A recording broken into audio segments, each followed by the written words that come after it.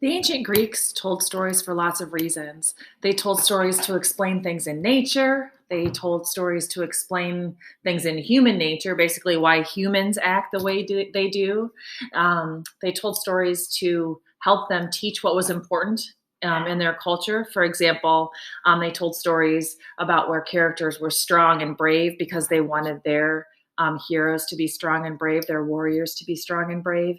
And also, ancient Greeks told stories for entertainment purposes. So I'm going to tell a story today that explains something in nature that all cultures would have wondered about, and that is how we would get the seasons. The ancient Greeks used the story of Demeter and Persephone to explain how we get the seasons. Before I start telling the story and reading it and explaining it, I thought I'd share with you some of the characters that you'll need to know first. First of all, you have Demeter. Demeter is the goddess of grain and agriculture. Her Roman name is Ceres. Persephone is Demeter's daughter. So basically, she's the princess of growing things, and her Roman name is Proserpina. You have Aphrodite. Aphrodite is the goddess of love and beauty. Her Roman name is Venus. Aphrodite's son is named Eros, and you may have heard him as Cupid. That's his Roman name. We see him on Valentine's Day. Cupid is Aphrodite's son. He basically shoots arrows, and if you're hit with an arrow, then you'll fall in love with the next person that you see. That's Cupid's power, and Aphrodite's power. They have the power of love. Hades, and his Roman name is Pluto, is the lord of the underworld, or the lord of the dead, the king of the dead. And then you have Zeus, or Jupiter, in the Roman for the Roman name. Zeus is the lord of the heavens, and he's the king of the gods. There's also in this myth Hermes, or Mercury is his Roman name, and he is the messenger god. So he often delivers messages for Zeus. Now, before we start, there's something that you need to know just about the powers of the gods. Aphrodite was a very powerful goddess, but her power had to do with the power of love. Zeus and Hades were very powerful gods, but they were sort of in charge of things, and they had the power to control parts of the earth. So sometimes Aphrodite felt angry because people didn't appreciate the power that love has. And so that's also shown in this myth too. So let me read it. So Demeter and Persephone. Deep under Mount Aetna, the gods had buried alive a number of fearful, fire-breathing giants. The monsters heaved and struggled to get free, and so mightily did they shake the earth that Pluto, the king of the underworld, was alarmed. They may tear the rocks asunder and leave the realm of the dead open to the light of day, he thought. And mounting his golden chariot, he went up to see what damage had been done. So in the blue question here, you can see myths are stories that explain natural occurrences and express beliefs about what's right and wrong. So what natural occurrence does that paragraph above explain? Basically, it explains how we get earthquakes, because it says, deep under Mount Aetna, the gods had buried alive a number of fearful fire-breathing giants. So when they struggled to get free, that was shaking the earth. So that's a little clue that the Greeks would have used to show how we got earthquakes. Now the goddess of love and beauty, fair Aphrodite, was sitting on a mountainside playing with her son, Eros. She saw Pluto as he drove around with his coal-black horses, and she said, "My son, there is one who defies your power and mine. Quick, take up your darts. Send an arrow into the breast of that dark monarch. Let him too feel the pangs of love. Why should he alone escape them?" At his mother's words, Eros leapt lightly to his feet.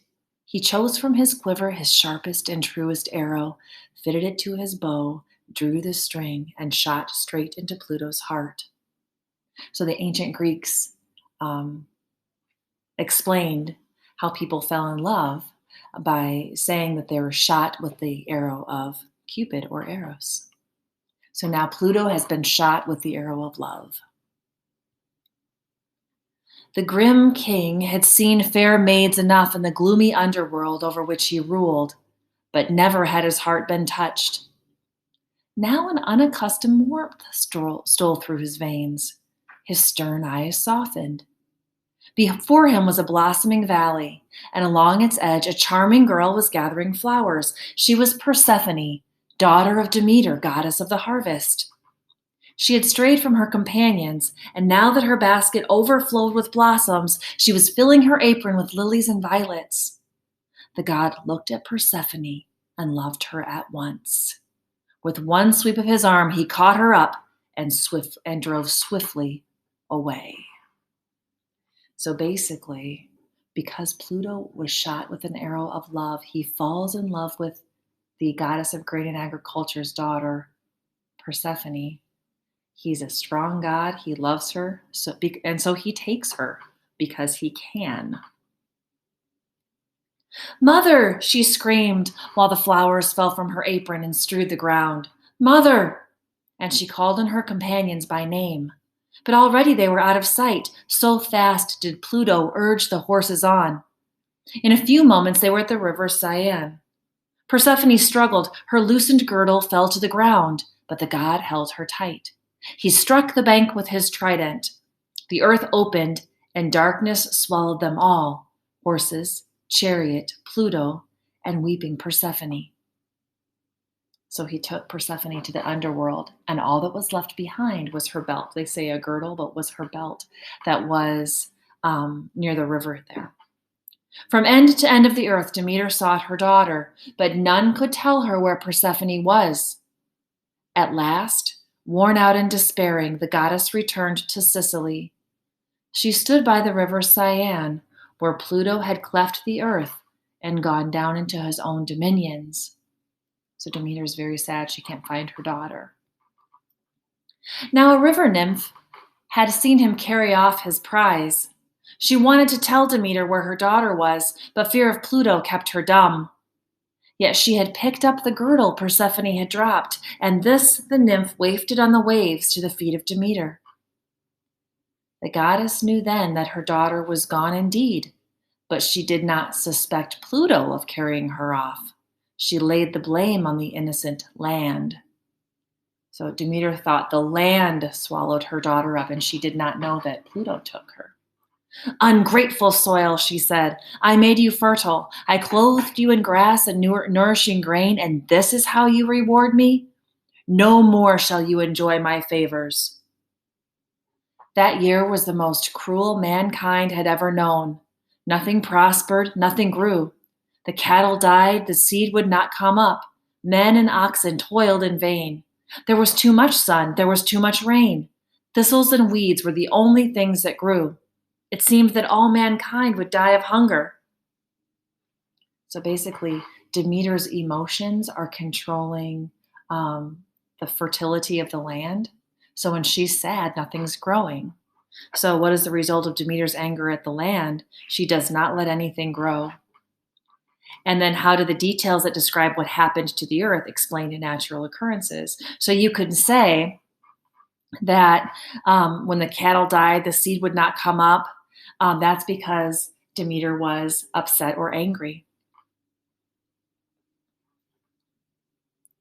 "This cannot go on," said mighty Zeus. "I see that I must intervene."